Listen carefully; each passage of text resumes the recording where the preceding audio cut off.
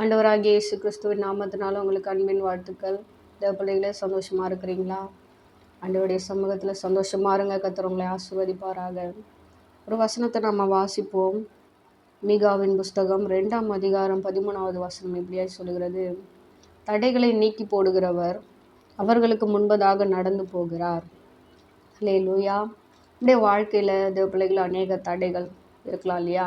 திருமண தடைகள், வேலை வாய்ப்புக்கான தடைகள், இல்லை ஒருவேளை சமாதானம் இல்லாத குறைவுகள், சாட்சி இல்லாத காரியங்களில் அநேக தடைகள் உங்களுக்கு வரலாம்.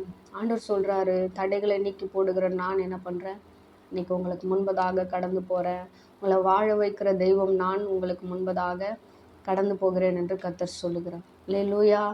வாழ்க்கையில் அநேக தடைகள் வரலாம், அநேக சூழ்ச்சிகள் வரலாம், அநேக நிந்தனைகள் வரலாம். ஆனால் கர்த்தர் சொல்கிறாரு, எல்லாவற்றுக்கும் முன்பதாக நான் என்ன பண்ணுறேன், உனக்கு முன்பதாக சென்று தடைகளை நான் நீக்கி போடுகிறேன் என்று கர்த்தர் சொல்லுகிறார். வனாந்தர சூழ்ச்சிகளை ஆண்டவர் இன்னைக்கு மாற்றி போடுகிறார். திருமண தடைகளை விசேஷமாக கர்த்தர் மாற்றுகிறார். நீ வேலை வாய்ப்புக்கான தடைகளை கர்த்தர் மாற்றுகிறார்.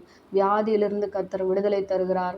எல்லாவித விக்னங்களுக்கும் ஆண்டவர் விலக்கி பாதுகாப்பேன் என்று கர்த்தர் சொல்லுகிறார். இன்னைக்கு உன் வாழ்க்கையில் எந்தெந்த காரியங்கள் எல்லாம் தடையாக இருக்கிறதோ அது எல்லாவற்றையும் கர்த்தர் மாற்றி போட வல்லவராய் இருக்கிறார். ஆமென். வேதவசனம் சொல்லுகிறது, அவருடைய வார்த்தை வெறுமையாய் திரும்பவே திரும்பாதாம். அல்லேலூயா. இன்னைக்கு பிள்ளைகளை உங்களுடைய வாழ்க்கையில் இருக்கிற எல்லா தடைகளையும் நீக்கி ஆண்டவர் ஒரு வெற்றியை, ஒரு சமாதானத்தை உங்களுடைய வாழ்க்கையில் கொண்டு வர போகிறார். நீங்கள் விசுவாசத்தோடு கூட காத்துருங்க. நிச்சயமாக மனுஷர்களுக்கு முன்பதாக கர்த்தர் உங்களுடைய தலையை நிமிர பண்ணுவார். ஆண்டவர் சொன்ன வாக்குத்தத்தம் நிச்சயமாக நிறைவேறும்.